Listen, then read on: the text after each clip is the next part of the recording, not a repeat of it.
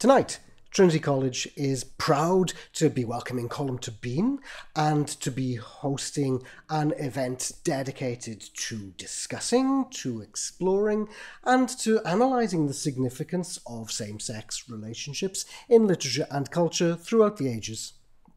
The forthcoming marriage equality referendum raises all kinds of issues about, for example, the significance of same-sex relationships, the status they should be afforded, and their place within culture and within society. And as a university, these are exactly the kinds of questions that it's important that we should be addressing. Universities are public institutions. They perform a public service and are embedded within society. And so they reflect public discourse, they are influenced by events, they respond to events, but they also shape events.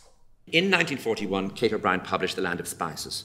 Towards the end of the third chapter, the young Helen Archer saw Etienne and her father in the embrace of love. Etienne was a man.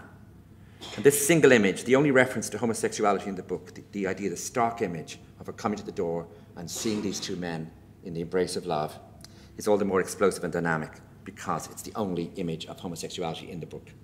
For those 4 words, the embrace of love, the book was banned by the Irish Censorship Board. Colm Tóibín is one of Ireland's foremost and most prolific writers. He's a wonderful writer of fiction and of non-fiction. One of the most remarkable things about Colm Tóibín's work is his emotional intensity and the sense of humanity that's in his work. It's something that many critics and many readers have picked up over and again in his fiction, the sense that so many of his characters are really believable.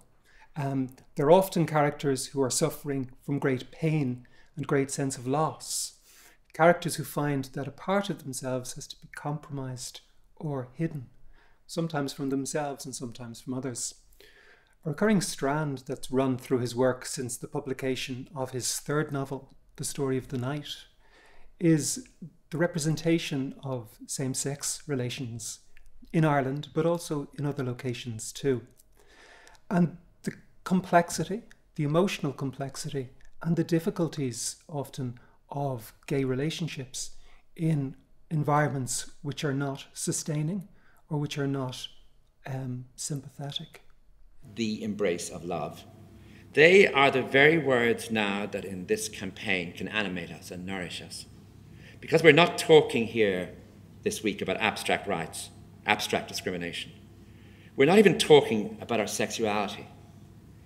Rather, we're talking about love, about the embrace of love, about how our love equals the love of our fellow citizens who are heterosexual, and how right and necessary it seems to us, indeed how much of an imperative that our love should be, if we want, ritualized and proper fastened and celebrated in marriage in the same way as everybody else's love. If there is someone who believes that our love is of a lesser order than theirs, how can they know this? Who have they asked? Tóibín is a very important part of a tradition of gay writing, a very important part of a tradition of gay writing in Ireland and also further afield. And I think he has certainly enhanced and enriched that tradition through an immense body of work. Helen's father and the man in the Land of Spices were not merely embracing. They were in the embrace of love. That is what the girl saw, and it was perhaps that idea which so disturbed the censorship board. The idea that there was someone not willing to caricature sexual relations between men, but rather offer them dignity and suggestiveness. And then bring in the word that should dominate our thinking and our argument over the next week and perhaps beyond. The word is love, our love. That is what matters now. That is what we must embrace as equality comes close. Thank you.